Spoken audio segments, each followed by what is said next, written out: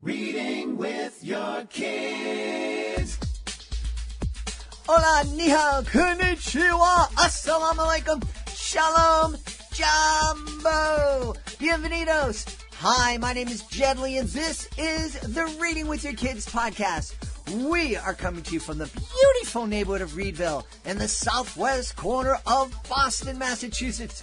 We are so excited. This is a special edition of the show. Our guest is our friend, Pam Allen. Pam is coming to us from Scholastic Publishing to tell us all about Scholastic Summer Read-a-Palooza program.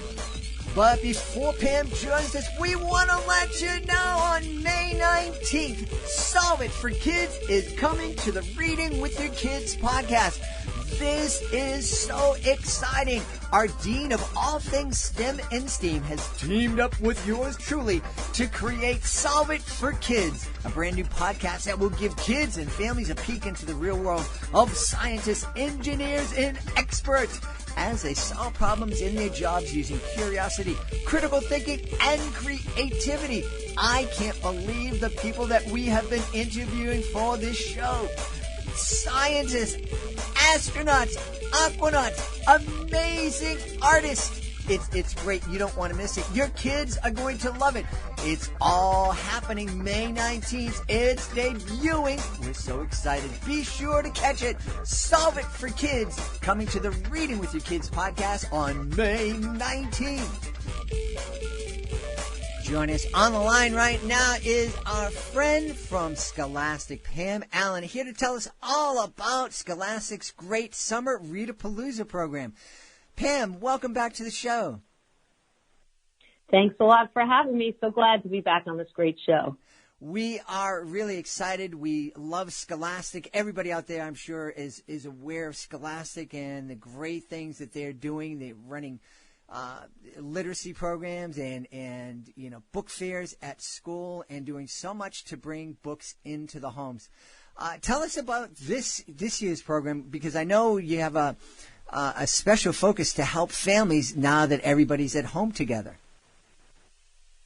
Absolutely. And we are, at Scholastic, we're always really thinking both about the home and the school and how families are really navigating both places. And right now we know how hard things are for everybody.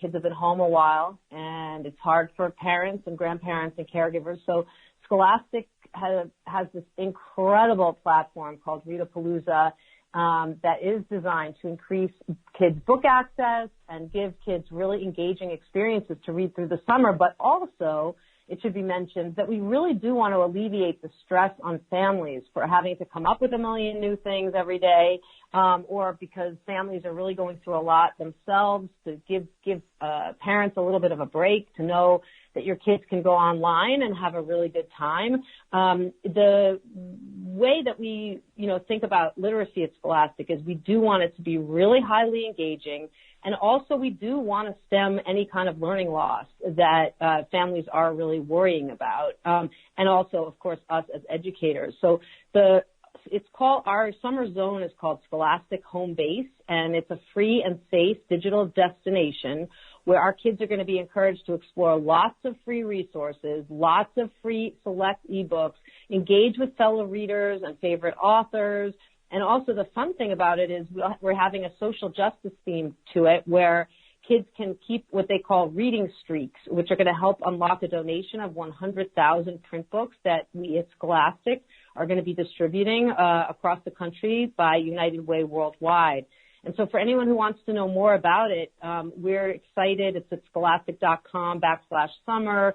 And it's just, it's fun, it's engaging, it's going to help kids learn to read, but it's also really good for the kind of alleviation of a lot of the anxiety I know I've been getting from families, not only my extended family, but lots of people writing to me to say, what's a safe digital space for my kids? That's right. It is.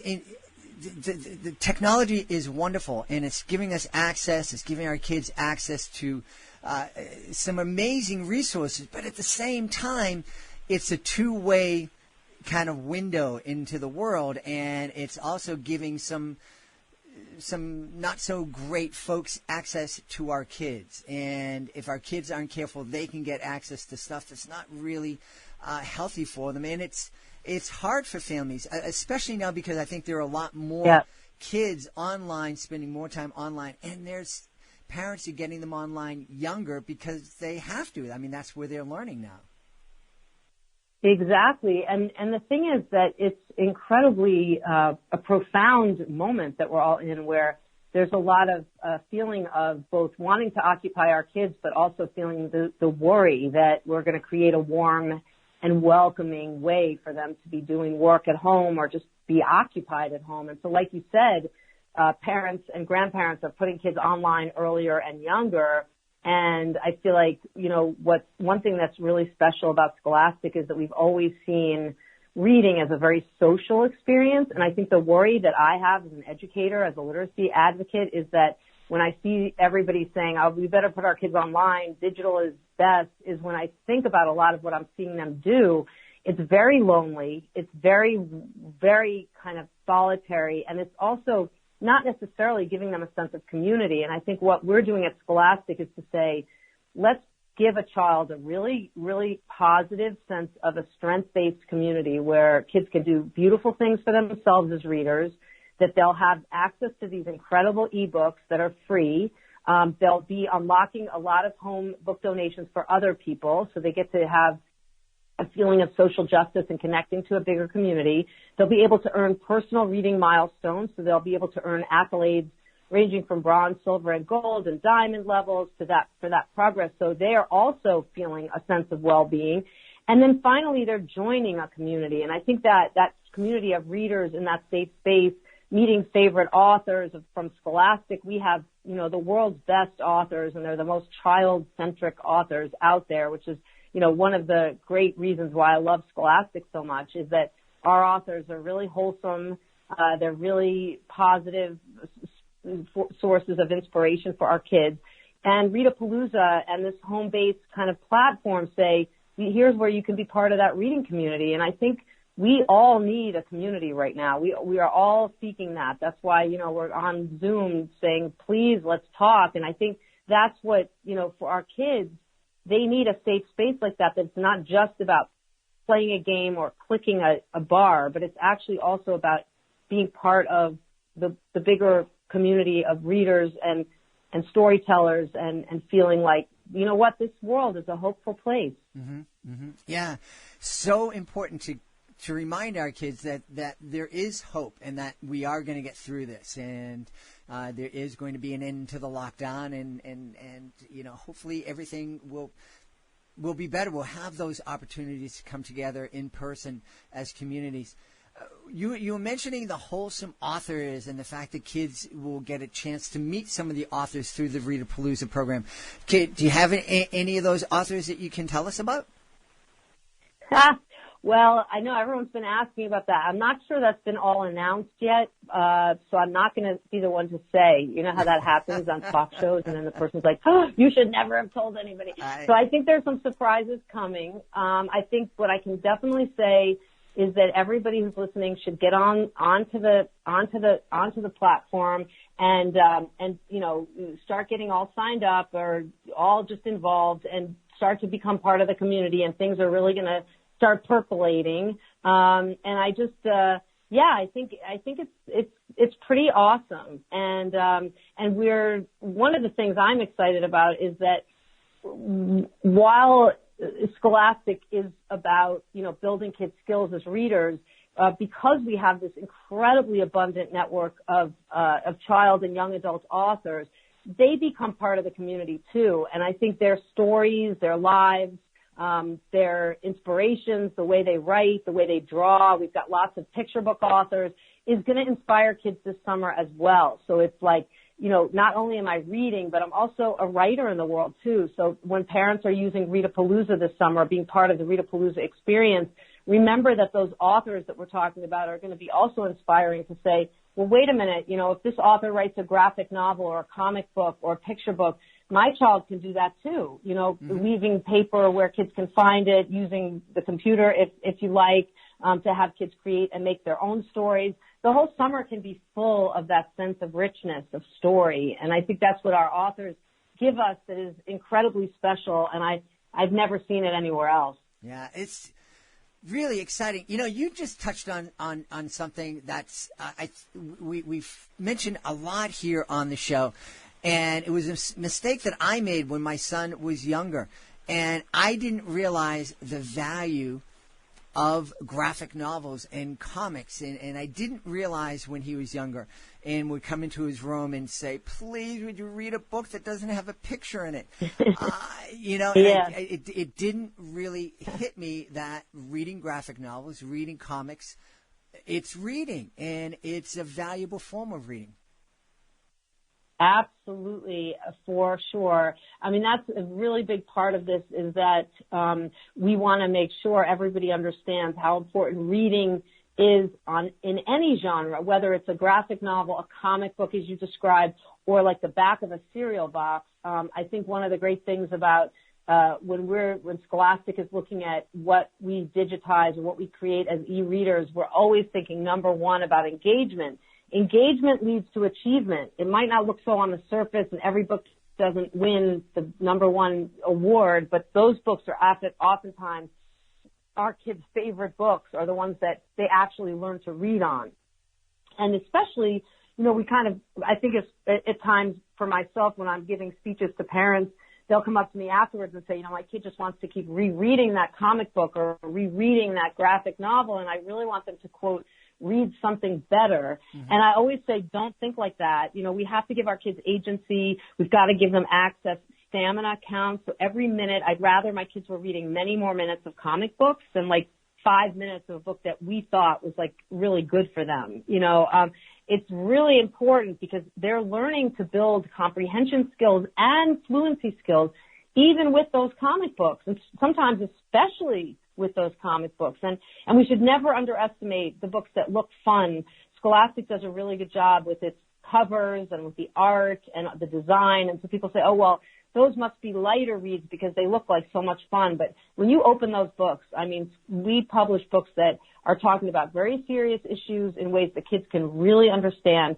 And at this time, the other reason I'm really, really advocating for Ritapalooza and our increase of book access and really that idea of engagement is that, again, thinking about the family, thinking about, you know, my family and all of our families, my cousins' kids, that everybody is really under a lot of burden right now. It's a really hard time. I want people to feel at ease with Scholastic. I want you to have a good laugh with your kids, actually. Mm-hmm. I think that's really, really important right now. And if there's something that we can do to help that and to support that and advocate for that, well, then we're going to do it. And that's how we created this amazing program for the summer. You know, I love that you're talking about encouraging our kids to read and make sure that it's fun for them and it's something that they want to do. I had an experience back in February. I was at the Chicago Kids Expo, and we're meeting all sorts of families, and we're introducing them to the podcast and to some books. And I met this really neat family, and they had a girl who's, I think, 12 or 13 years old. And we were talking with each other, and I asked her what kind of books she liked to read. She said, I hate reading. I don't like it at all. It's boring. People tell me what I have to read. Yeah. And I just happen to have this really goofy little fun book on my table. I said, and it had this one word, and that's really one of the points of the book is that there's this word that's really hard to pronounce, and it's fun to try to pronounce it. And I said, hey, just take a look at this book and read it. And she had a blast, and her eyes lit up. And it was like, I never thought looking at these little symbols on a page could be fun for me, but it was fun for her. Yeah. That's so great. Well, and that counts. Mm-hmm. You know, that's the thing. I feel like when we first went into all the quarantines, I felt like parents felt like we've got to be really, very strict and everything has to be very somber about this homeschooling. But what I think sometimes people miss is that in school, children are laughing a lot if we're lucky. Laughing is really good for you. Light reading is really good for you. Think about for ourselves on a social emotional basis. I've done a lot of research on social emotional learning and literacy development and just looking at the brain itself and how it relaxes when we're reading something that feels really happy or something that just feels like it feels a sense of lightness or enjoyment is actually really good for physically, emotionally, intellectually, but it's also really good for your reading life. You know, that light read that we're talking about is actually sometimes the read that can turn us from sometimes readers into super readers. And I think, you know, this is what we're always aiming for. My feeling is 365 days a year, we've got to be working on this. It's not just for certain times. It's not just for school, but I also don't want to have a family feel like, listen, they got a lot on their plate. I don't want them to feel like now I've got to be a teacher of reading. No, you actually don't. You actually can make sure your child has access to these really fun books. The lighter books are also very meaningful to our kids, and books that also I would add that kids want to reread. The books that you think are, why is this kid rereading this book over and over again? Don't underestimate the power and value of that. You know, if your kid this summer finds books on Ritapalooza that they just want to read over and over again, I would say let them do it. Not only let them do it, but tell them that's a sign of a super reader, somebody who wants to reread. So those are all these qualities that as adults, when we're avid readers, we do those things all the time. I read People magazine. I read graphic novels. I like to reread books that I read when I was in my 20s. I would never tell a child not to do those things because those are lifelong habits. Yeah. You're talking about the importance of access to books, and I know one of the statistics, well, I can't even say that word. One of the statistics I've heard is that if you have as few as 20 books in your home, it greatly increases your kid's chance to go to university, and that's phenomenal. But not every family has access to books because books aren't cheap, you know. You were talking about the Summer Read-a-Palooza program has this aspect to it where our kids can read, and our kids reading unlocks free books for kids that may not be able to afford it. Can you talk a little bit more about that? Yeah, so we've built a way for Ritapalooza to inspire our kids to be really social justice advocates for the power of literacy. They are going to, as they're reading, they're going to be, you know, tracking their reading milestones and giving them the opportunity to collect their own personal accolades, but also to gain traction for their, quote, reading streak progress is what we call it. And that reading streak progress is going to help unlock a donation of 100,000 print books that Scholastic is going to distribute through United Way and worldwide. And that, to me, is, I love the connect on that because it's just a great commitment on the part of Scholastic and United Way to not only give books away, but also to show all kids the importance of reading and how, you know, it's a pay it forward kind of an idea that the more you read, the more other kids are going to get to read. And I love that. I think that's such a win-win. I think that's incredible. What a great idea. You're helping yourself, but you're also helping someone else.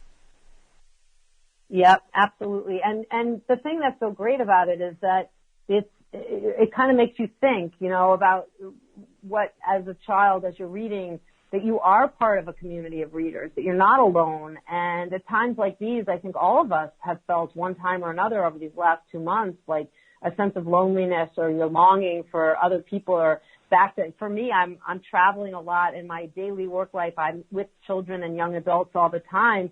I'm reading aloud to them every single day, basically. And then here we are in the quarantine, and I'm like, I miss all the kids, you know, I just miss them. And I think they feel the same way about each other. So to get online and say, okay, there's a virtual community at Scholastic that it's about the people I'm going to read with here, but also 100,000 books are going to kids I've never met, but I can envision in my mind. Maybe they'll be reading the same book I read today. That's just a feeling of fellowship and an optimism and a feeling of a worldwide, nationwide feeling of community. And I think that gives a child a sense of well-being that isn't, you know, because I do think parents on the social emotional side, there's a sense of, I hope my kid isn't getting depressed. And I think there is a lot of worry about this. I think that idea of stress and anxiety, we cannot take that lightly.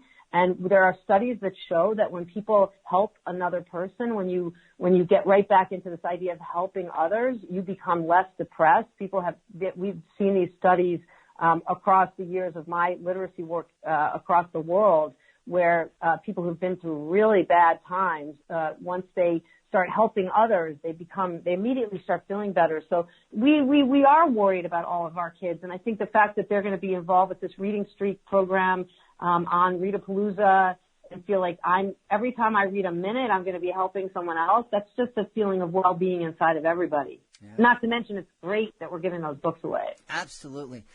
One of the things, and I felt it, when I spoke to you before, but there's one thing that is clear. You have a passion for reading, a passion for promoting literacy. Where did that come from?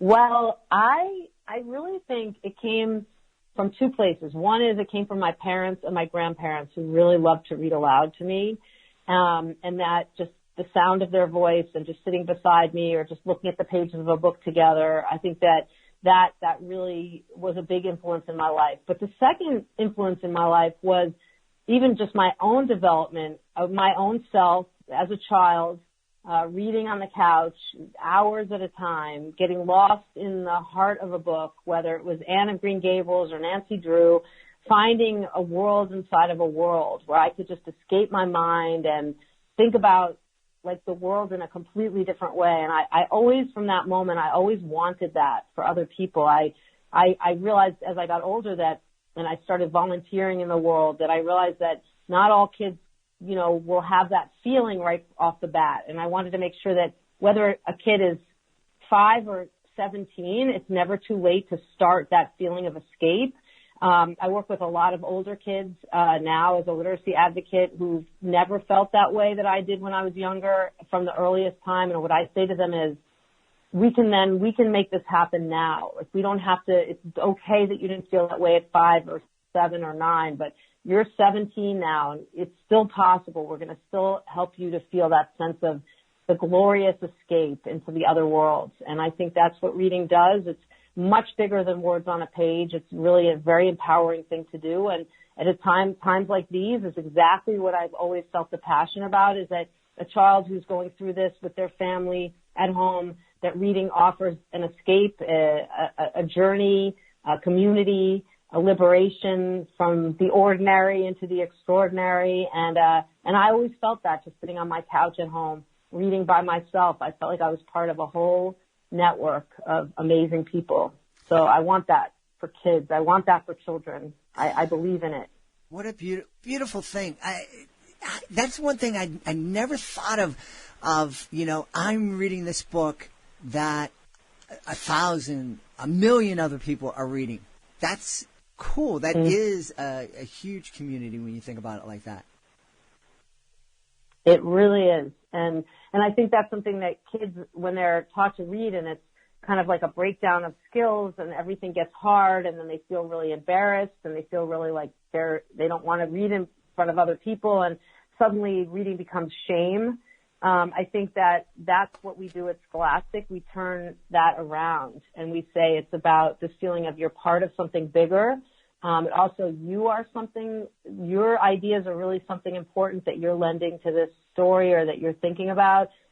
You're part of building this reading community, and I think that changes kids' minds about what the experience of reading feels like for them. And not to mention, kids growing up as readers, the more we can do this for more kids, it's just healthier for society overall. And so as much as I love the one-by-one work I do with children, the thing I do love about Scholastic is that we do this to scale, and we're reaching many millions of kids. And I think that makes society a much stronger, healthier, less stressful place to be. I end every show by reminding parents that they're making the world a better place when they sit down and they read with their kids. Definitely. And you know what? If you feel like reading is not your thing, the beauty of Ritapalooza is that there's lots to do there, and you could be simply by your child's side or simply say, hey, how's it going on Ritapalooza? You don't have to have all the answers. I think we've tried to make it so that it feels like a really secure and self-guided experience for your kids and that you can just simply touch in on when you need to. But I do agree that the accompaniment with our children as readers is the key, and to show them that you care about it and you are really excited that they're joining on there and that they're not alone. Yeah. Remind everybody where they can go to get started with Scholastic Summer Read-a-Palooza. Yeah, so they can come to scholastic.com/summer. We're looking at the Summer Zone overall is our digital destination, and it's called Scholastic Home Base. You can come take a look there, and it's just a really exciting time for us. Scholastic.com/summer. You'll find everything that you need there, and you'll see Ritapalooza. You'll see a lot of resources there that everyone can gain access to, and we're really excited for everyone to be part of our community this summer. And one thing that they don't need to sign up for Ritapalooza is a credit card. It's all free, right? It's all free. It's a lot of, I think Scholastic does so much always, but really very mission-driven work, and we want to make sure that everybody feels no barrier to access. That's the biggest part of the equity issue for us, is that there's no barrier to that, and also because we want to keep our community growing, and we want kids to feel like lifelong readers, even at home, even right now, even in this very stressful time, and for always, to see reading as a comfort, as an inspiration, as a joy. Yeah. Well, it's been a joy having you back on the show, Pam. Thank you very much. We want to encourage everybody to check out Scholastic Summer Read-a-Palooza. Pam, thanks so much for being back with us. Thanks a lot, Jed, and I appreciate you as always. And looking forward to hearing great things about how everyone's Ritapalooza summer goes. Please be sure to join us for the next edition of the Reading with Your Kids podcast. Solve It for Kids is debuting, and my guests will be Jennifer Swanson, our Dean of All Things STEM and STEAM, and Dr. Brian Helmuth. He is an aquanaut, and we will be talking about how you map an underwater forest. It's an incredible story. You don't want to miss it. If you are an author, you must be frustrated right now because the typical ways of letting people know about your books are not available to you. You can't do book signings right now. School visits are out of the question because schools are closed.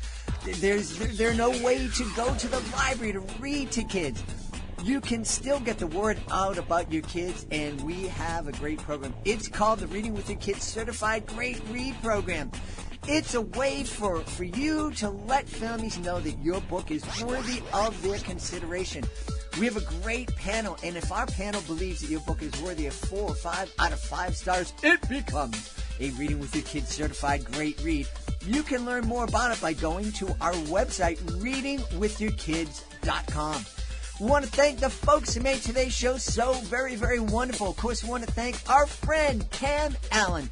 Be sure to check out Scholastic's Read-a-Palooza summer program. Also want to thank my incredible team, starting with my amazing producer, Fatima Khan, my awesome author ambassador, Peggy Cotto. I want to thank my beautiful wife for all the support and love she gives me. And most of all, I want to thank you. Thank you so much for taking the time to join us. And thank you so much for taking the time to make the world a better place by reading with your kids. I'll be looking for you in the next edition of the Reading with Your Kids podcast.